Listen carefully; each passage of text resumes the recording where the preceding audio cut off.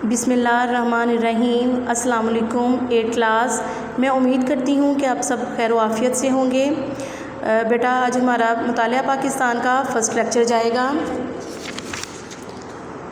Date ہے بیٹا 5 مئی 2021 اور دن ہے آج بدھ، باب نمبر 1 جس کا نام ہے پاکستان کی نظریاتی اساس۔ اور اس چیپٹر میں بیٹا ہمارا ٹاپک ہوگا نظریہ کی تعریف۔ فی الحال بیٹا ہم پہلے نظریہ کی تعریف کو ڈسکس کریں گے، ماخذ اور اہمیت ہم آگے پڑھیں گے۔ بیٹا یہ لیکچر سننے سے پہلے آپ لیڈ پینسلز پکڑ لیں تاکہ جو مشکل الفاظ ہوں گے ان کے میننگ آپ لکھ سکیں اور آپ کو لیسن یاد کرنے میں آسانی رہے۔ برصغیر میں پاکستان کے نام سے ایک آزاد ریاست کا قیام 20ویں صدی کا اہم ترین واقعہ ہے۔ اس واقعے کے پیچھے ایک مضبوط نظریہ کار فرما تھا۔ نظریہ کے لیے انگریزی میں آئیڈیالوجی کا لفظ استعمال ہوتا ہے۔ بیٹا سب سے پہلے ہم نظریہ یعنی آئیڈیالوجی کے بارے میں ہم پڑھیں گے تاکہ ہمیں پتہ چلے کہ آئیڈیالوجی یا نظریہ ہے کیا چیز۔ لفظ نظریہ اپنی تعریف اور معنی کے لحاظ سے ابتدا ہی سے یعنی شروع ہی سے سماجی دانشوروں کے درمیان اختلاف رائے کا باعث رہا ہے۔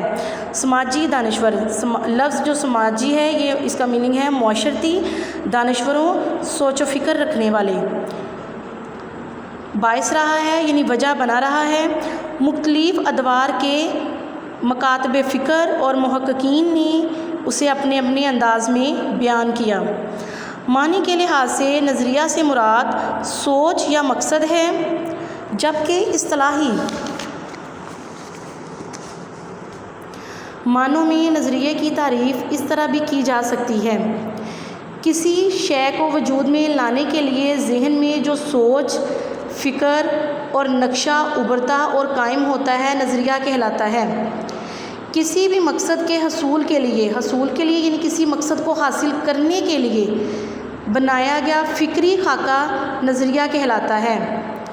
کسی خاص مقصد کے لیے کسی قوم کی اجتماعی سوچ کا ایک بات پر متفق ہو جانا، متفق ہونا بیٹا ہوتا ہے ایگری ہو جانا، یعنی اکٹھے مل کے کسی بات کے لیے آپ ایگری ہو جائیں، کسی بات پہ اتفاق رائے دیں، نظریہ کہلاتا ہے۔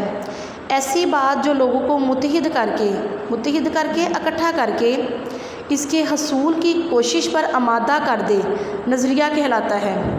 حصول کا بیٹا مطلب ہوتا ہے حاصل کرنا، یعنی کسی چیز کو حاصل کرنا، آمادہ کر دے یعنی تیار کرے۔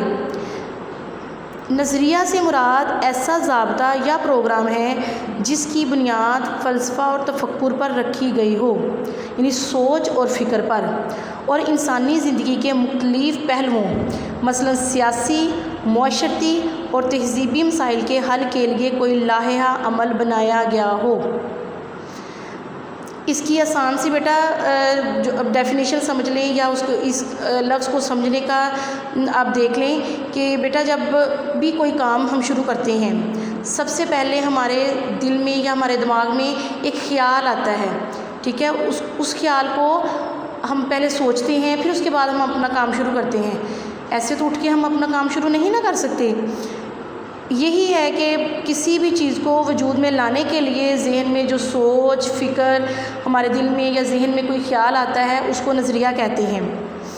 آگے بیٹا ہے نیکسٹ ہمارا ٹاپک ہے نظریہ کے ماخذ یعنی سورسز آف آئیڈیالوجی، یعنی کہ وہ کون سے وجہ ہیں، وہ کون سی وجوہات ہیں جن کی وجہ سے یہ نظریہ بنتا ہے۔ نظریہ کے ماخذ درج ذیل ہیں: مشترکہ مذہب محض عبادات کا مجموعہ نہیں ہوتا بلکہ وہ کسی قوم کی پوری معاشرتی زندگی کو متاثر کرتا ہے۔ 19ویں صدی میں برصغیر پاک و ہند میں کئی ہندو تحریکوں، یہ بیٹا تحریکوں کے نام ہیں، آریہ سماج اور برہمو سماج وغیرہ نے جنم لیا، جن کا مقصد ہندوازم کی اشاعت اور مسلمانوں کو نیچا دکھانا تھا۔ ہندوازم کی اشاعت کا بیٹا مطلب ہے یعنی ہندو مذہب کو فروغ دینا، ہندو مذہب کو بڑھانا۔ آریہ سماج کے بانی پنڈت دیانند سرسوتی نے تو حد کر دی تھی۔ اس نے شودھی کے نام سے ایک پروگرام شروع کیا جس کا مقصد غیر ہندوؤں کو زبردستی ہندو یعنی شودھی، اس کا مطلب ہے بیٹا ہندو ذہن کے مطابق پاک صاف کرنا، بنانا تھا۔ برہمو سماج کا بانی راجہ رام موہن رائے بھی مسلم دشمنی میں مسلمانوں کے خلاف تقاریر کرتا تھا۔ کانگریسی دور حکومت، یعنی یہ کانگریس کی تھی دور حکومت تھا جو 1937 سے 39 میں تک رہی تھی، یہ نے اس خیال کو مزید پختہ کر دیا کہ متحدہ ہندوستان میں مسلمانوں کے لیے اپنی مذہبی شناخت اور پہچان کو برقرار رکھنا مشکل ہوتا جا رہا ہے۔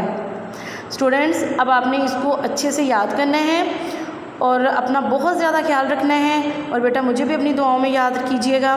اللہ حافظ۔